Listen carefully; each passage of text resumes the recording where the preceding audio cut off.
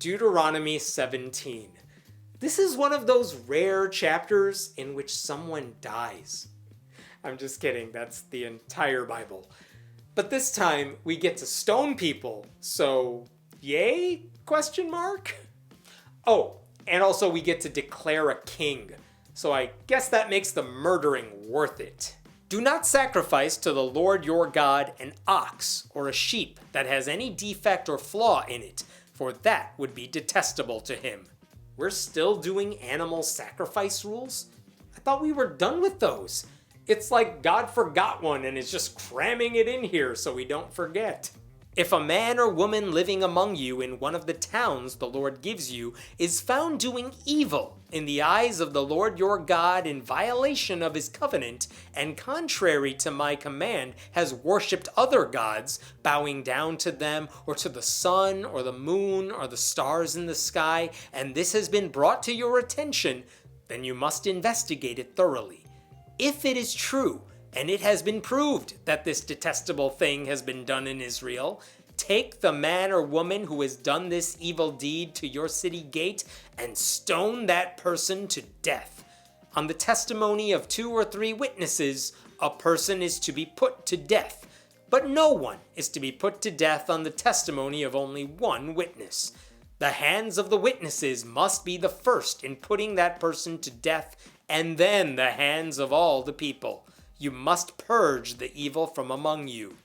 This is a horrible system. I mean, it's one thing to worship other gods because we know God has jealousy issues. But what is wrong with worshiping the sun or the stars in the sky? Even though the sun is a star in the sky, but none of these people knew that back then. At least the sun exists and is dependable and does not stone people. And then you're allowing 2 people to decide who should die? I mean, 2? I have so many trolls on this channel, and I'm a nobody. My life should not be in the hands of 2 people who want to spread a lie about me. And they should definitely not get to throw the first stone, since they totally want to do that. If we're trying to purge the evil, this system lets the evil people win if they make the first accusations. And how hard could it really be to provide evidence someone was looking at the sun? We saw him. Well, I guess that's rock solid proof. On a serious note, I mentioned this in Numbers 35, but the 2 witness rule has serious implications. The Jehovah's Witnesses, for example, require 2 witnesses to verify allegations of sexual abuse. And when that happens, there are usually only 2 people in the room, the victim and the perpetrator.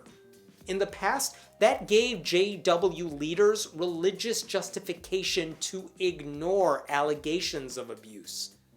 These passages have real-world consequences. If cases come before your court that are too difficult for you to judge, whether bloodshed, lawsuits, or assaults, take them to the place the Lord your God will choose. Go to the Levitical priests and to the judge who is in office at that time. Inquire of them, and they will give you the verdict. You must act according to the decisions they give you at the place the Lord will choose. Be careful to do everything they instruct you to do. Act according to whatever they teach you and the decisions they give you.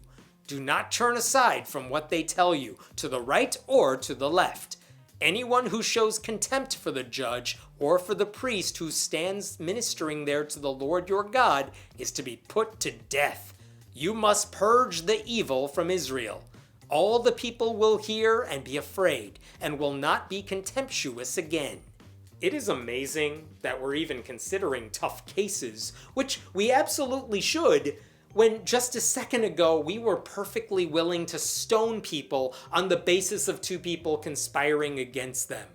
Can we at least agree to reconsider those cases first? And what are the Levitical priests or the guy on duty that day actually doing to figure out your case? We're not told about their methods. It just says, ask them and they'll give you a verdict. Just like that. And it's binding too. And there's no appeals process. If you don't like the results and you complain about it like a basketball player fighting with a referee, you get executed. How is that not the only thing we are talking about here? When you enter the land the Lord your God is giving you, and have taken possession of it and settled in it, and you say, "Let us set a king over us like all the nations around us," be sure to appoint over you a king the Lord your God chooses. He must be from among your fellow Israelites. Do not place a foreigner over you, one who is not an Israelite. The king, moreover, must not acquire great numbers of horses for himself, or make the people return to Egypt to get more of them. For the Lord has told you, you are not to go back that way again. He must not take many wives, or his heart will be led astray. He must not accumulate large amounts of silver and gold. Is this a democracy, since they're choosing a king?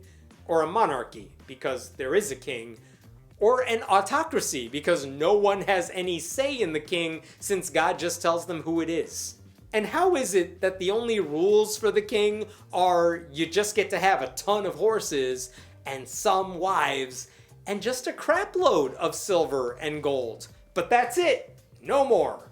When he takes the throne of his kingdom, he is to write for himself on a scroll a copy of this law, taken from that of the Levitical priests. It is to be with him, and he is to read it all the days of his life, so that he may learn to revere the Lord his God and follow carefully all the words of this law and these decrees, and not consider himself better than his fellow Israelites, and turn from the law to the right or to the left. Then he and his descendants will reign a long time over his kingdom in Israel. That sounds like a horrible gig. You have to write the laws, then read them every day forever? No thank you. I am proud to be a peasant. And what laws does he have to copy? Like all the laws we've heard so far? Because we've heard thousands of them at this point. That's what the Bible is up to this point. It is a good thing they inserted that section about picking a king, because it totally got my mind off the stoning of the innocent people. I went from wanting a strong justice system to wanting to abolish the royal family in one chapter. I mean, not bad for the Bible writers.